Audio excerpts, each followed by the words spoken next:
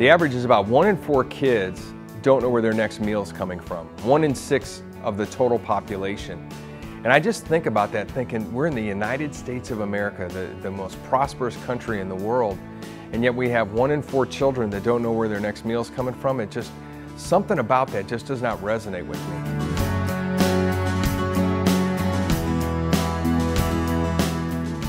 I'm Chris Whitney. I'm the founder and director of One Gen Away. A normal distribution would look like a 52-foot trailer will pull in, truck and trailer will pull into a parking lot.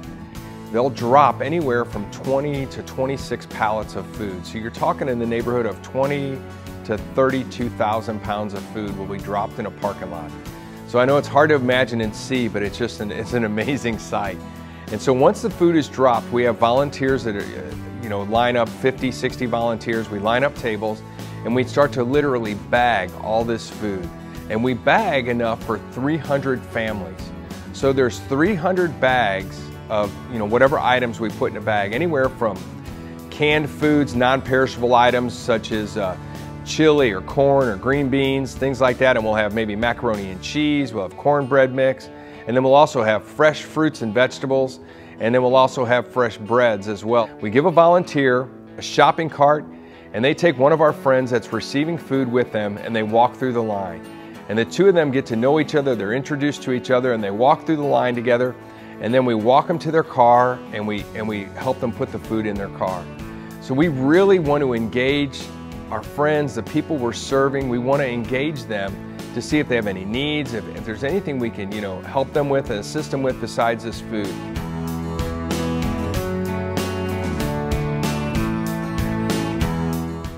My name is Charles Henry Booker. And my name is Jack Dunn. When you start looking at all the food that we get, then you start saying, okay, the line's not getting long, or we're gonna have all this food left over, and where did all of it come from? But then when you look out again, after you got it set up, there's 300 families or more lined up out there to come get the food. And when they go through the line and they put it in the shopping cart, people come through, they shed tears, they thank you so much, they want to hug you and love you. And then when Henry and I go around during the week and give it away, it's the same way. We can't believe that kind of food is being, if we didn't get it, that food would be thrown away. And I don't care how early I have to go get it or how late I have to stay out, or I say not I, but when we stay out, we're gonna make sure they have it. Somebody's gonna get use out of it.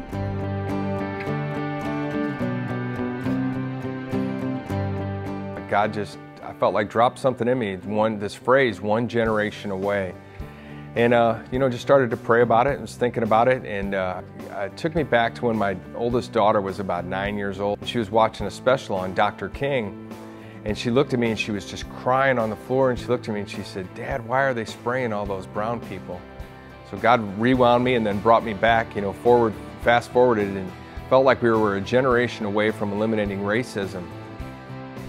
Well, I moved here from Jackson, Mississippi, and the way we grew up down there, the whites against the blacks and all that, and people look at Henry and I and think, now, how in the world can you be working with him and y'all work together as brothers, but we do it in Christ? I mean, Henry's like a true brother to me. I mean, it's no other. I never thought that I would turn out to be, now after what I'm doing, I'm a giver, and to be a giver by giving people food and helping people, it's just a lifestyle that I didn't know that was going to happen to me, but God knew it all the time. Right.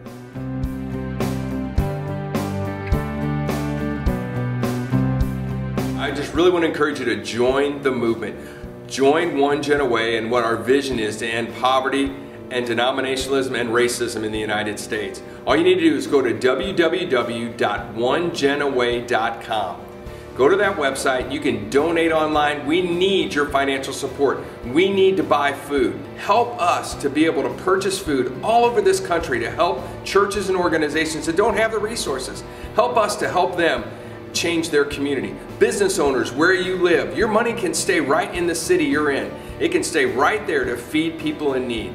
So I want to encourage you, go on that page, join us up. If you're a church or an organization, you say, I want to participate, send me an email, give us a phone call, our phone number's there. We'll walk you through it. We'll send you a manual we've created on how to do a distribution. We'll even fly out and come see you and do a distribution with you so that you'll know how to do one. And you'll be set on your way. I promise you, if you do one, you'll be ruined for life. I mean that in a good way. You won't want to just do one. You'll say, how can I do more of these?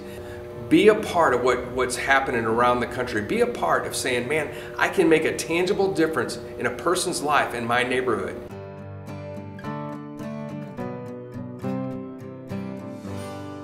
My name is Betty Harbor, and I am so glad for people like you all doing this. This is surely is a blessing. And that I'm a widow. I lost my home two years ago, and I get $16 a month in food stamps. I struggle every month to make it meet. Of course I don't, but through organizations like you all, it's a big help. It's a big blessing, and I thank God for each and every one of you all.